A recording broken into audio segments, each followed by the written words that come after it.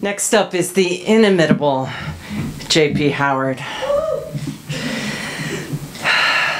J.P. has built Dr. King's beloved community I referenced earlier in an as unlikely a place as Brooklyn. The Women Writers in Bloom Salon and all of JP's curatorial and community building work is, like her, big-hearted, generous, and proud of women writers, of queer families, of blackness and beauty. It's my great pleasure to give you J.P. Howard.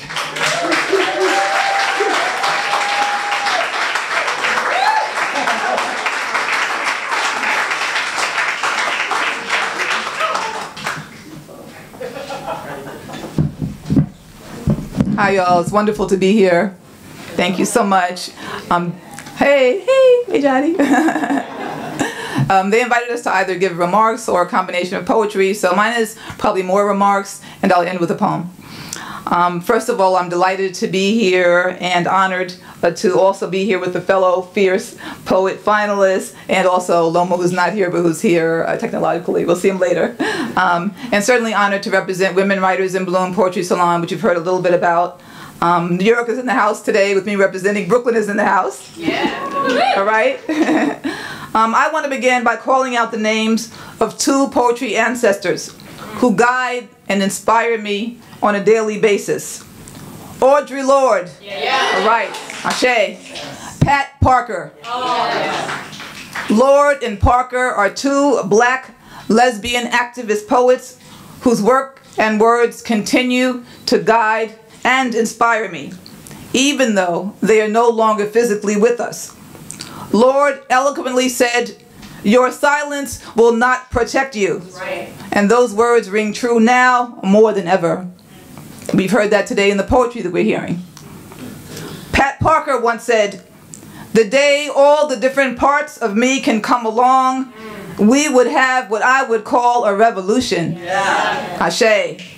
As I stand here today in front of friends, poets, activists, allies, I'm proud to say I've brought all the parts of myself into this room.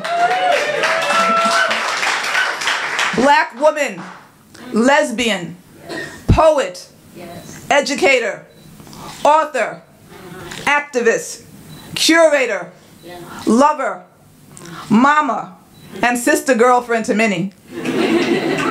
I honor those trailblazing poets and activists by refusing to remain silent and by making sure my full, complicated self shows up each time I am present in a room. Right on. Yeah. Speak.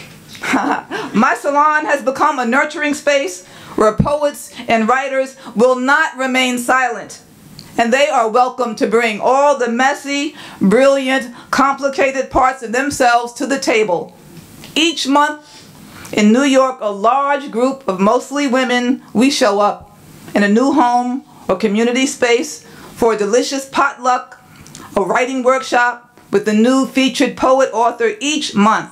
We have multiple writing prompts. We have a featured poet reading. We have a Q&A session with our feature. Then we have a multi-genre open mic, open to everyone. We are nurturing ourselves, both psychologically and literally, by bringing food to the table. Our members are intergenerational. They are queer women of color and allies. All are writers of various levels. This is a meeting ground where we can all come together. Each of us has a desire to write, to tell our necessary stories. Our voices are important, y'all. They need to be heard. It's important for us to have these spaces. Split This Rock, of course, is a model for all of us to come together, to share what we have to say. Our open mics in New York are well known as a space where folks can respond in a nurturing environment to the volatile political climate that surrounds us every day. We need that. We need that safe, nurturing space.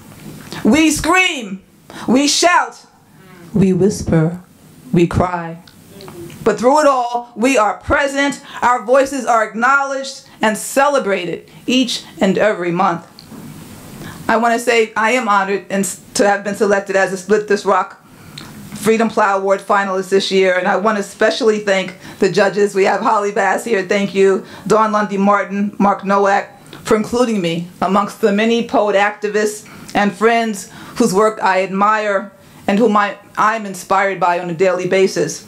I'm proud of Loma, who can't be here, but we're going to hear from him soon, for winning this year's award, and I want to thank him for the important poetry work that he does for so many communities, especially for queer poets of color like myself and for undocumented poets. And I certainly want to congratulate and thank Andrea and Francisco for the necessary poetry advocacy work that you are doing. I'm honored to be included along with you. I also want to give shout outs and much appreciation to the entire Split This Rock team. Yes, Sarah Browning, Tiana Trutna, Simone Barbas, Kamisha Jones, and all the other fabulous Splitistas not mentioned.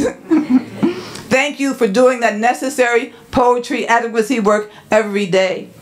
And of course, as a poet, it wouldn't be right to stand up here without offering you a poem. A poem of hope, a poem of love, a poem that acknowledges pain and hurt and suffering, but asks us to move forward, to be present, to remember the power of love. I'm going to share my poem, What to Say to a Friend Who Wants to Give Up, initially published in my book, Say Mirror. What to say to a friend who wants to give up? Say, I love you even when you can't love yourself. Say, please, please, not today. Say, too much life unlived. Say, mirror. Say, beautiful. Say, this arm, take this arm. Say, grab. Say, hold. Say, let tears fall. Say, tears heal. Say, forgive your mama. Say, she did the best she could. Say, tomorrow. Say, sleep. Say, split seconds. Split the seconds. Say, let the seconds turn into days. Say, today. Say, tomorrow. Say, sun. Say, warm. Say, skin. Say, warm skin. Say, sunlight. Say, new day. Say, breathe. Say, inhale. Say, exhale. Say, not today, baby girl. Say, so much life to live. Say, love. Say, I love you. Say, hold on to love. Thank you, guys.